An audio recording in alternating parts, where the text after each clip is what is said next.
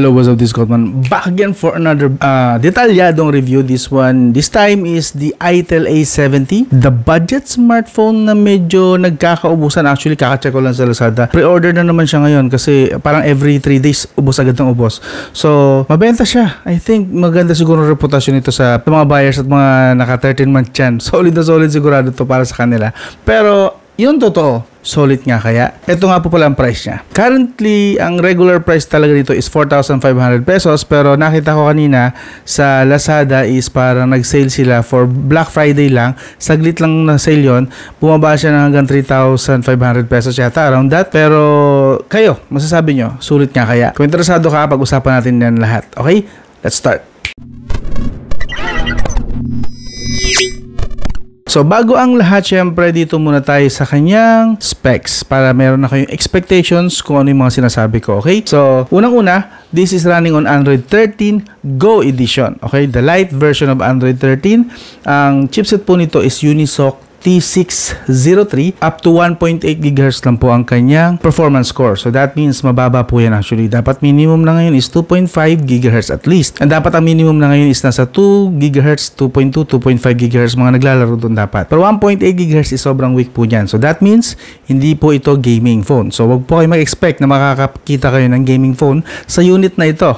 Okay? No. Pero, huwag niyo pong mamaliitin ito. Actually, marami siyang features na kaya niya ipagyabang. Okay? Bago tayo tumuloy sa full review talaga, this has 4GB, 128GB na storage. 128GB na storage siya sa 4,500 pesos. At kung makuha niyo ng sale to, 3,500. 128GB meron na kayo. So, malaking storage na yun. Baka hindi niyo na kailangan ng micro SD card kung hindi naman kayo mahilig mag-save ng mga malalaking files. Okay? Anyway, pause nyo na tong video kung gusto niyo pang basahin yan. Kasi tutuloy na ako sa full review natin, sa detalyadong review. Okay? Now,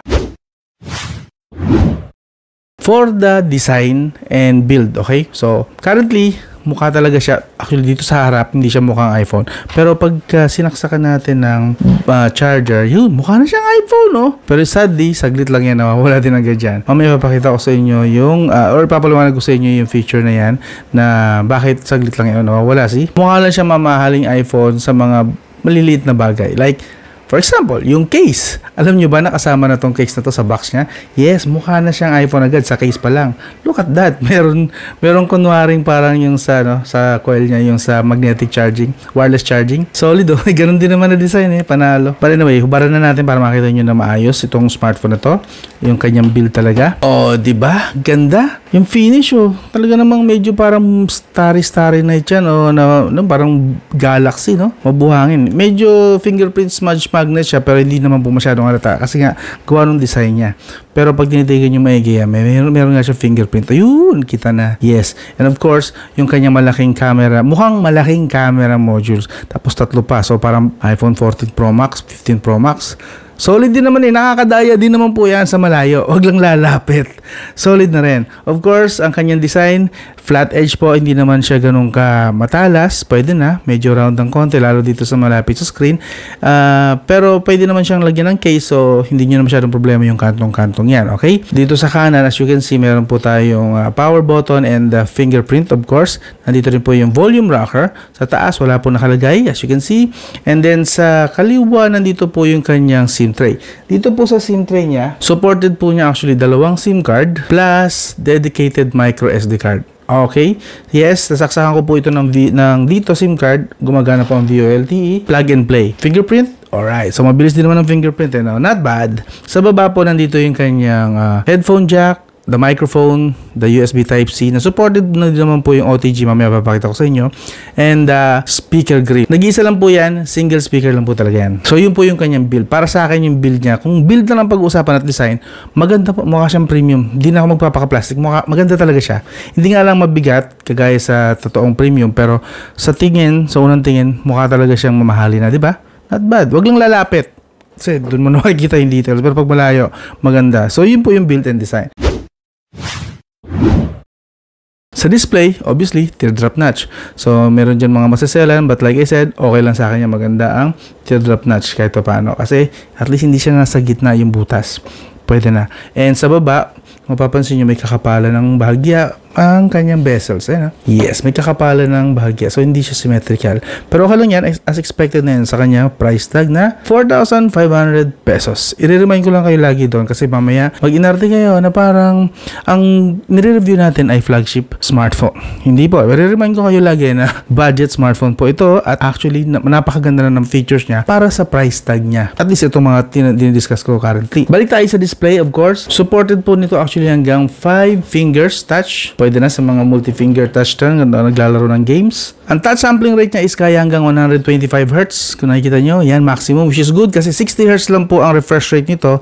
And yung 125 Hz na doble sa screen refresh rate is good actually, not bad for kahit paano light gaming, kahit paano. At least doble. Kapag hindi doble ang touch sampling rate niya, medyo nagkakaproblema yan sa touch kapag mabilis ang nagpipindot kayo. Minsan hindi na siya nagre-react. But this one, double yung number niya, goods na yan as average na touch sampling rate. At dahil nga budget ito, Widevine level 3 lang. That means ang maximum lang nito hanggang 480p sa Netflix. Okay? Kasi ang start ng level 1 na Widevine is 720p pataas.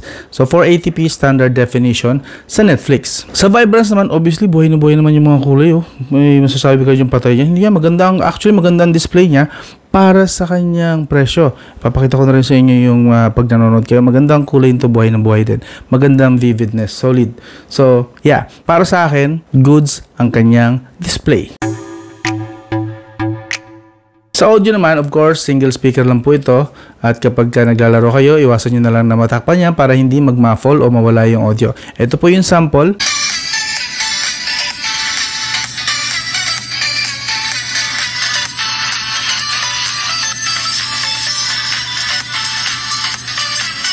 Gaya ng narinig nyo, malakas naman siya actually. Malakas naman yung audio niya. Ang kulang lang is bass at saka masyado manipis yung pinaka-peak niya na sound. So yeah, malakas pero manipis. Yun yung pinaka-masasabi ko sa kanyang audio quality. Sa connectivity, again, this is 4G LTE, VoLTE supported. Yes, pasok po ang dito SIM card nyo. Sa Wi-Fi nga lang, medyo para siguro sa mga nasanay na sa 5 GHz, wala po siyang 5 GHz support sa Wi-Fi. 2.4 GHz lang siya, hindi niya nadidetect yung mga 5 GHz dito sa paligid ng bahay. Sa Bluetooth naman po, unspecified yung Bluetooth niya. So, I'm assuming Bluetooth 5.0 siguro ito. So, yun kasi yung version ng Bluetooth na medyo mabilis bumitaw kapag gumagamit kayo ng TWS at saka mga earphone. Basta anything wireless na expect nyo na hindi ganun ka-stable yun. At least para sa experience ko. Ang magaganda kasi nasa 5.2 pataas eh. Hindi nila nilagay kung anong version eh. So, manghuhula tayo ngayon. Bakit ikakahiya nyo yung Bluetooth version? So, yun lang. May FM radio po siya. Eto. Yun. Siyempre, kailangan nyo rito ng 3.5mm jack para magsilbing antena niya. Of course. Supported din po nito ang OTG. Papakita ko lang sa inyo para maniwala kayo. Ayun. So, yun. Lumabas na yung OTG settings niya kung i-enable ko ba hindi. So, yes. Supported po ang OTG just in case na may gusto ko yung isaksak dito. Like storage, files, or anything. Sa GPS naman, ang accuracy po nito is 5 meters which is good for average na Google Maps use, Waze. So, good sa mga tropa natin, mga riders dyan, or any driver or any job na gumagamit ng Google Maps, Waze. Kung gusto nyo ng pambardagulan, pwedeng itapat sa init ng araw, hindi kayo manghihinayang kasi mura lang. Magandang option po ito. Goods po siya sa Google Maps kahit paano. Okay? 5 meters accuracy. Ngayon, lipat na tayo sa kanyang camera. Sa likod, meron po siyang 13 megapixel na camera at partner na 2 megapixel camera. Of course, 13 megapixel lang talaga dyan ang binibilang natin kasi yun lang naman talaga ang pinaka nagtatrabaho dyan. At sa harap naman is meron tayong 8 megapixel na front camera. Makakuha niya actually usable lang. Walang masyadong impressive dito. Medyo hit and miss yung kanyang dynamic range. Sobrang weak niya actually sa low light. Masyadong noisy, masyadong maraming grains na makikita dyan, mga artifacts. So basically, hindi naman siya basura pero hindi rin siya actually impressive. Nasa category lang talaga na usable. Pero base naman sa price tag niya, understandable na ganun talaga makukuha natin na camera quality. Sa video recording, kaya niya lang po hanggang 1080p at 30 fps. Both po yan, front and back camera. Ito po yung mga sample, papakita ko sa inyo. This is 1080p at 30 fps. Onboard microphone of course. Yan, medyo slightly low light po tayo. May mga ilaw naman tayo na naka-open and then mayroon doon sa taas. Then meron tayo sa likod. So basically, hindi naman tayo totally madilim, pero medyo hirap siya sa ganitong lighting. So basically, kapag sa bahay nyo, sa loob kayo ng bahay at hindi ganun kaliwanag ang mga bumbilya nyo or ilan lang ilaw na bukas, possible na ganito rin na makuha nyo sa video recording. Medyo slightly noisy or may mga grains. Pag tinitigan nyo, may mga grains po siya. Noisy masyado yung video. And of course, hindi rin maganda yung kanyang dynamic range. Yung separation hindi masyadong maasahan. Pero ando naman, ano pa rin naman, nag-work naman, hindi nga lang talaga like I said, not impressive. Far from being impressive. So this is, ito lang po ang kaya ng kanyang camera. As expected naman actually. As expected naman sa kanyang price. So hello, what's up, this Scott Man. Back again for another video. So ito po yung kanyang front camera. 1080p at 30 fps lang po. 30 fps lang yung max niya. And medyo slightly low light tayo. May ilaw naman po doon. And dito naman meron tayong dim light. So basically may ilaw naman sana tayo. Ito yung typical na ilaw. Kapag nasa loob ka lang ng bahay, hindi ganun kaliwanag. Tama lang, nakikita niyo ang paligid. Ganun. Pero as you can see, medyo noisy siya. Dami niya parang maraming buha-buhangin sa part na to. And even sa movement ng mukha ko, hindi niya masyadong nagkakaroon tuloy ng oil pastel effect. May oil pastel effect eh, pag mga ganyan ako, magalaw-galaw ako. So basically, weakness niya yung low light. So maybe, pang ano lang talaga ito, pang outside, saka magaganda ito. Well-lit area si Kanga. And kamusta naman yung microphone kung okay sa inyo? Yeah, don't expect na may OIS to, kalokohan yan. Ito lang, yung pag-focus tayo sa handheld lang na steady mode. Okay ba yung mic? Ngayon, lipat naman tayo sa kanyang battery. Okay? Dito medyo impressed ako sa kanya. Medyo para sa akin winner siya. So, hindi porke budget smartphone ito palpak na yung battery. Actually, maganda yung kanya naging result sa battery test ko. Unang araw na endurance test sa battery, kumataw po siya ng 7 hours and 38 minutes. That's full brightness, full volume, at may mobile data na naka-on. 7 hours, 38 minutes. That's good actually. Full brightness po yan ha. Full brightness, full volume, mobile data. Walang patayan, tuloy-tuloy na 7 hours and 38 minutes. Second test ko, actually, dito naman para sa mga hindi daw gumagamit ng full brightness. So, ito po, half brightness, half volume, mobile data of course pa rin kasi syempre lagi kayong online. Doon siya naging impressive. Kaya niya hanggang 13 hours. Isang minuto na lang, 13 hours na yun. Hanggang 20% kasi nag-i-stop na po yung test pag 20% na lang yung battery. So technically, more than 13 hours kaya niya. So 13 hours, half brightness, half volume with mobile data. Goods na goods po pagdating sa endurance niya ng battery. Panalo siya dito. So again, para sa mga tropa nating riders, baka pwede nyo itong gawing candidate. Magandang accuracy ng GPS niya, nasa 5 meters, tapos battery endurance, pwede, okay? Sa charging naman niya, since this is 5,000 mAh, tapos 10 watts lang yung charging brick na kasama, umabot actually sa 1 hour and 50 minutes bago siya ma-full charge. So yes, may katagalan bago siya ma-full charge. So expect nyo 10 watts lang kasi kasama ng charger. Wala, doon na talaga siya nag-cut corners para mas mura nga naman na maibenta siguro. Doon siya nag-cut ng corners sa charging speed at saka sa charger. Ngayon, lipat na tayo sa performance. Sa performance, ang Antutu score niya is 154,000 lang. Yes, mababa po talaga yan. Kaya nga kanina sa umpisa, sa specs pa lang, in-emphasize ko na 1.8 GHz lang yung kanyang performance score. Mababa talaga. Expect nyo mababa talaga yung kanyang Antutu score kung nagbabase kayo sa Antutu score na result. Sa CPU throttling test naman, tinas ko siya ng dire-diretsong 60 minutes. 60 minutes, in fairness naman, meron siyang around 90% stability sa performance. Hindi siya basta-basta nag-overheat, hindi rin siya bumabagsak within 60 minutes at least. Yun nga lang, stable siya, yes, pero take note na 86,000 lang yung gips niya. Like I said, dapat ang minimum is 150,000 to 200,000 para masabing goods talaga yung performance. Malayo po siya sa 100,000 at lalong malayo siya sa 150,000.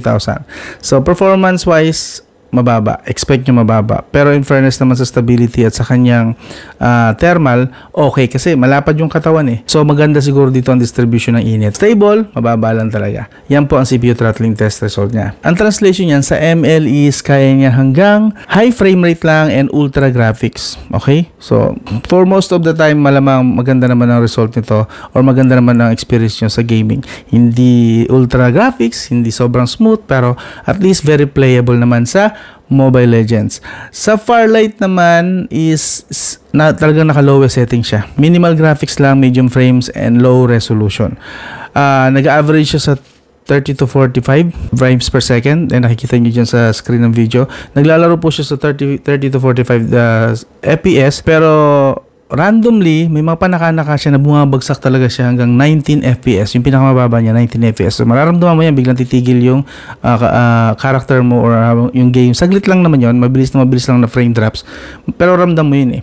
So, yes, kung sa Firelight, mababa na siya, hindi ko siya pwedeng asahan talaga sa mga heavy games. Kaya hindi ko na dito tinest yung Genshin, Honkai, at saka Fantasy Tower Fantasy. Hindi ko na tinest. Alam ko na kung saan papunta to. Talaga hindi niya kakayanin to. Hindi niya kakayanin yung mga ganong games. Kasi like I said, the chipset is not for gaming. And to give you more clarity, pagdating sa ganyan claim ko, kung mapapansin nyo, ang baba ng graphics niya. Kasi single core lang po ang GPU nito. Single core, that's 15,000 lang. Sobrang bagsak na bagsak ko.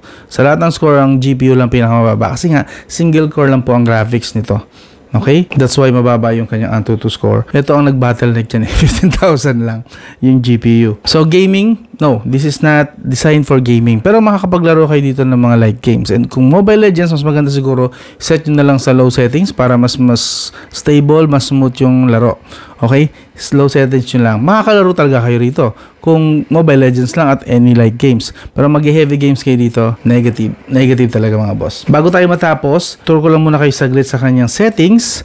Sa settings po is, maganda naman actually yung kanyang experience. Pero sa umpisa talaga, medyo garal-gal to. Hindi siya ganun ka-smooth. Ang bagal ng animation. So what I did para medyo mag-improve yung animation niya is, since bawal na po diba sa developer option, bawal nang i-activate ang developer option, buti na lang may ganito siyang alternative. Punta po kayo ng special function, punta kayo ng accessibility, and then hanapin nyo po yung display. Ayun, text and display, and then hanapin nyo yung remove animations, i-turn on nyo po yan. Ang katumbas po niyan is ilalagay niya sa 0 yung Windows animation, yung kagaya sa developer option para mapabilis yung response ng screen. Yes, yan po yung katumbas. At least dito, hindi mo ino-on yung developer options. Mas safe. Hindi ka magkaka-issue sa Gcash. So, remove animations, i-turn on nyo po yan. Under accessibility, at saka special function. And since nasa special function tayo, yun nga, dynamic bar, pakita ko lang sa inyo. Sayang lang is wala siyang switch para i-turn on ng permanent yung kanyang, ito, pakita ko sa inyo. Yan, yung parang iPhone na notch. Wala siyang switch para i-on siya permanently. Makikita nyo lang yan tuwing magcha-charge kayo, may face unlock, may background call, may call, charging, yun lang. Tapos mawawala din agad. So, sana in the future, lagyan nyo lang ng option na gusto mo always turn on. Siyempre may mga tao, I'm sure na gusto na mukhang na laging turn on yan para kompleto na sa iPhone feeling. Okay? May ganito ka na sa harap, may ganito ka pa sa likod. Mukha ka na talagang iPhone. Alam mo na. So, total, budget smartphone na naman to. Bakit hindi na lang konting magpanggap ng bahagya na konting, kunwari social. Katuwaan lang naman. Hindi mo naman kailangan seryosohin. Katuwaan lang. Mukha na rin namang iPhone. Bakit sana nilagyan lang nila ng permanent switch? Kung yung sa may gusto lang ba? Sa may gusto lang. Okay? Kung gusto lang naman ng user. So, basically, yun lang. Wala naman masyadong special sa kanya. Kasi Android 13 Go edition lang po ito. The light version of Android 13. So, verdict na po tayo, okay? So, for the price tag niya na 4,500 pesos, yung regular price, pero like I said, sale siya ngayon, pwede nyo makuha yata ng 3,500. 4,500 pesos ang kanyang regular price talaga. This is actually a decent offering, okay? Hindi ko sasabihin na budget king ito. Hindi, malayo. Hindi po siya budget king. Pero kung aesthetic lang ang pag-uusapan, ganda ng design, panalo to. And battery, like I said kanina, pinakita ko sa inyo yung result. Actual result po yun, hindi gawa-gawa. Maganda po yung kanyang battery kahit papano, okay? Hindi sobrang epic pero maganda na rin yung battery niya. At saka nandito naman lahat ng basic functionalities na kailangan ng isang user, okay? So kung hindi ka naman heavy gamer, bla bla bla, kung ano pang mga demanding na mga user, panalo na to, pwede na po to. Kung ikaw ay naghahanap ng backup phone, pwede po ito. Kung ikaw ay rider na naghahanap ng phone na pwedeng bang bugbugan kasi yung main phone mo ayaw mong mababad sa araw, masyadong sira agad yung main phone mo, itong budget phone alternative pwede po sa ito. For old family members or mga bata or mga estudyante, nakakalaro naman dito kahit papano hindi nga lang heavy pero makakalaro kayo dito, pwede rin po ito. Baka para po sa inyo ito, okay? Like I said, hindi ito for gaming, okay? Best lang to, marirecommend ko talaga sa mga light users lang at saka for backup phone maybe. Yung mga binanggit ko kanina, yun yung recommendations ko. So, yun. Ito po si ITEL A70 at ito po ang aking detalyadong review. I hope nagustuhan niyo yung style ng review ko. Pasensya na kung medyo real talk ha. Hindi ko po kayo ino-offend. Yung phone po ang nire-review ko, hindi kayo. Kaya wag niyo pong personalin kung ano yung mga sinasabi ko sa phone na ito. Okay? So hanggang doon lang. Sana consider nyo, sana tingin nyo, maisip nyo na karapat-dapat na makuha ko yung subscription nyo. Mag-like kayo at mag-share. Consider nyo naman sana kung tingin nyo worth it yung channel. Kung hindi naman, okay lang. Move on na lang kayo sa ibang channel. So hanggang doon lang, this is Scottman. I'll talk to you again soon.